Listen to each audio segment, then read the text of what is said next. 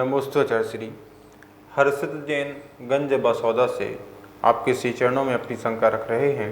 हे गुरुदेव, हम युवाओं को कौन से ग्रंथ का अध्ययन करना चाहिए ताकि हमारे ज्ञान में वृद्धि हो सके? कृपया समाधान करें। युवा लोगों को कौन से ग्रंथ पढ़ना चाहिए? मैं तो ये कहूँगा कि युवा हैं तो सभी ग्रंथ पढ़ना चाहिए। अभी तो आपकी पढ़ने की उम्र है और आपको प्रथमानुयोग, करणानुयोग, चरणानुयोग, द्रव्यानुयोग सभी ग्रंथों का अध्ययन करना चाहिए और सभी ग्रंथों में आपको विशारद प्राप्त करना चाहिए। फिर भी आप प्रारंभ कौन से ग्रंथों से करें यदि आपके ये मन में है तो मैं ये कहूँगा प्रथमानुयोग में आप सर्वप्रथम जो है आदिनाथ पुराण लगाएं।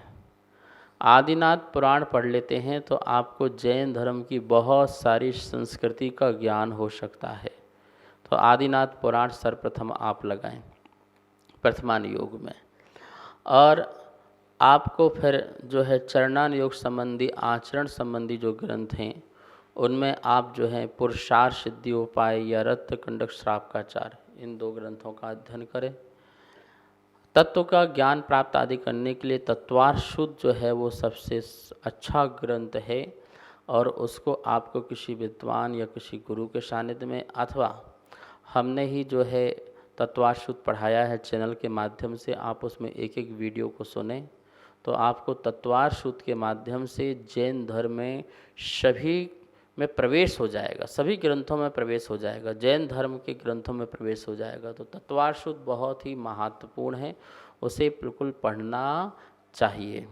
और द्रव्यानुयोग में थोड़ा बहुत प्रवेश करने के लिए आपको द्रव्य संग्रह और इष्टोपदेश, इन ग्रंथों को पढ़ना चाहिए।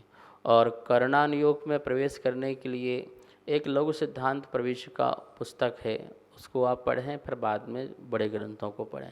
तो इस प्रकार से चारों अनुयोगों में जो मैंने आपको ग्रंथों के नाम बताए हैं, यदि आप इनको पढ़ कर के आगे बढ़ते हैं तो नियम से आपको बहुत ही विशुद्धि की प्राप्ति होगी और जैन धर्म में श्रद्धा भी होगी और आपको जैन धर्म बहुत साइंटिफिक भी लगेगा। तो युवाओं को मैं कहूँगा सबसे पहले ये पढ़ें और इसके बाद आपको सारे ग्रंथ पढ़ना है, जितने ग्रंथ अभी तक आचार्यों ने लिखे हैं सभी ग्रंथों को आपको आंदोलन करना है, आद्योपांत पढ़ना है, जिससे आपको समीचीन ज्ञान भी होगा और आप धर्म की प्रभावना भी कर सकेंगे। नमोस्तुते श्री श्रीमती भारती जैन सीहोर से आपके श्री चरणों में अपनी शंका रख रही हैं।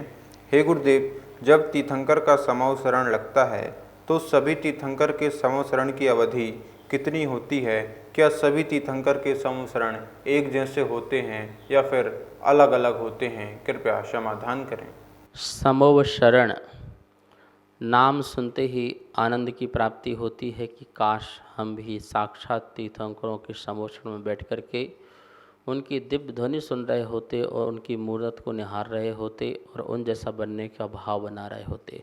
समवसरण का अर्थ होता है समान शरण, जहाँ पर सभी जीवों को एक सी शरण मिलती है, कोई छोटा नहीं और कोई बड़ा नहीं, चाहे त्रियंश हों, चाहे मनुष्य हों, चाहे मुनि हों और चाहे देवगति के देव और देवी गण हों, सबको समान शरण मिलती है।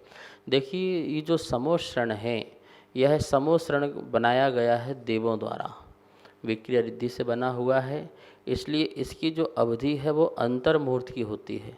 लेकिन अंतर्मुहूर्त के बाद यह समाप्त होने के बाद भी किसी को पता नहीं चलता है कि यह बिगड़ गया और बन गया, ठीक है ना।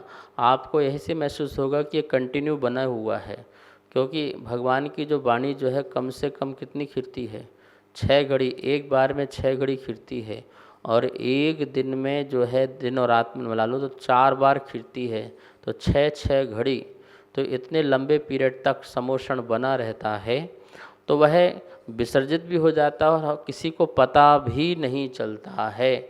इतना, जिस प्रकार से लाइट जल रही है तो ये लाइट जो है आपके 1 सेकेंड में कितने बार ये जो है जल रही है और बंद हो रही है, पर हमको कंटिन्यू जलती हुई दिखाई दे रही है।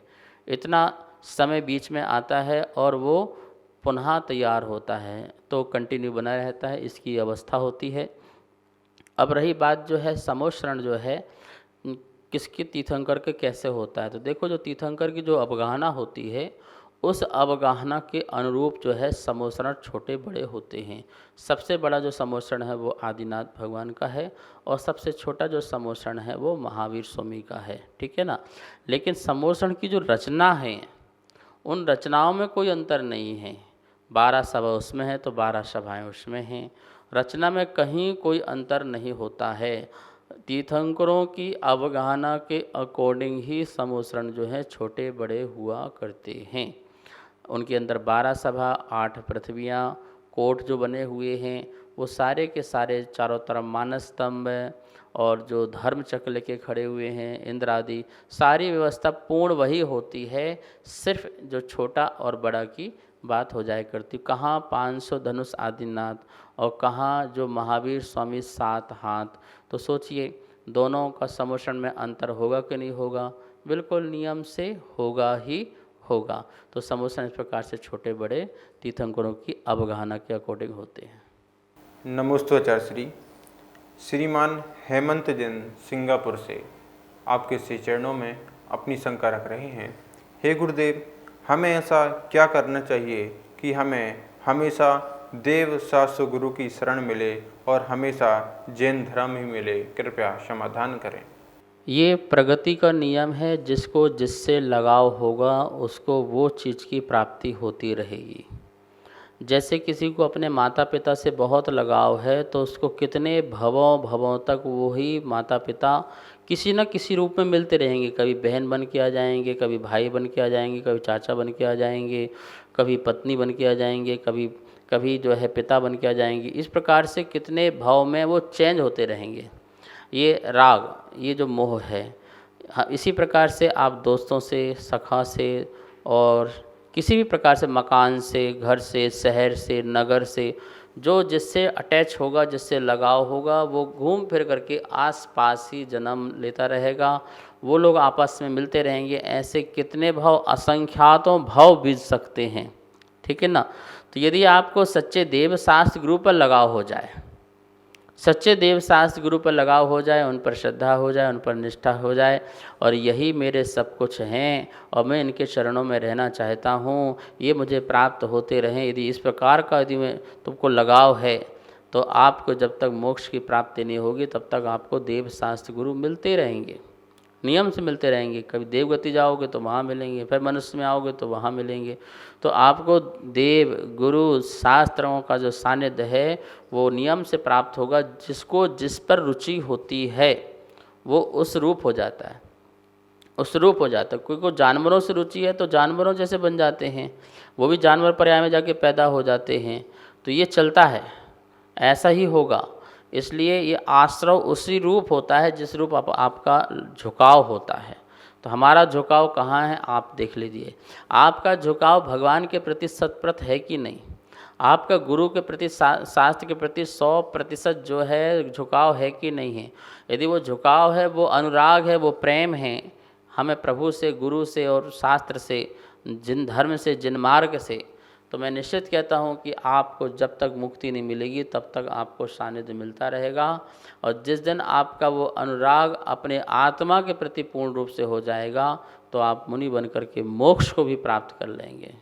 सभी को सादर जय जिनेन्द्र।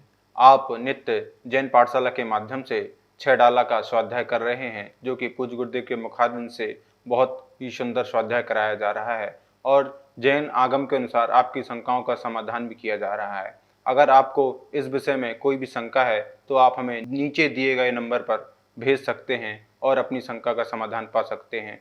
और आप शंका समाधान के पुण्यार्जक भी बन सकते हैं। 21 रुपये की राशि के माध्यम से 1 दिन के लिए और 11,000 रुपये की राशि के माध्यम से 1 महीने के लिए पुण्यार्जक बनकर अपने पुण्य का संचय कर सकते हैं और शुद्ध ज्ञान की प्रभावना कर सकते हैं। सभी को सादर जय जिनेन्द्र। इस कार्यक्रम के पुण्यार्जक थे